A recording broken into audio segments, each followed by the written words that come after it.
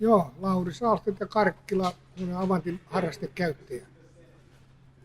Ja ensimmäisen Avantin ostin 2005 ja nyt niitä on neljäs menossa. Että 2005 oli ensimmäinen ja 2009 ja muistaakseni 2013 ja nyt vaihdoin tuohon tänä keväänä. Tunteja tulee, viime koneessa oli 2800 tuntia, että tuommoinen harrastekäyttäjälle ihan sopiva määrä. Harrastelen siinä kaiken näköistä vähän.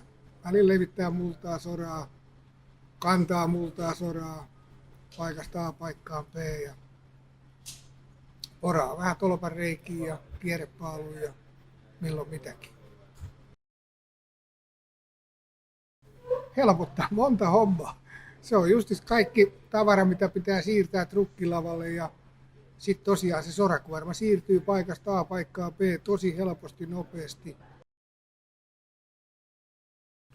Kotimaisuus, käytännöllisyys ja sitä ennen oli mönkiä, just millä tein lumityöt, oli mökki kautta talo. Molemmissa lumitöitä mönkijän kanssa tuli kylmä ja halui hyttiä ja lämmintä hyttiä ja se helpotti huomattavasti. Sikäli yllättänyt, että sillä pystyy tekemään aika paljon. Sillä aika paljon, että se on että siinä mielessä yllättänyt. Ehdottomasti. Ja olen suositellut ja varmaan moni on sen pohjalta tullutkin tänne kauppaan. Ja ostanut ja nähnyt ja kokeillut sitä. Että ajaa semmoiselle kaverin tykö, kellä on Avantti, kokeilee, kuuntelee sen kommentteja.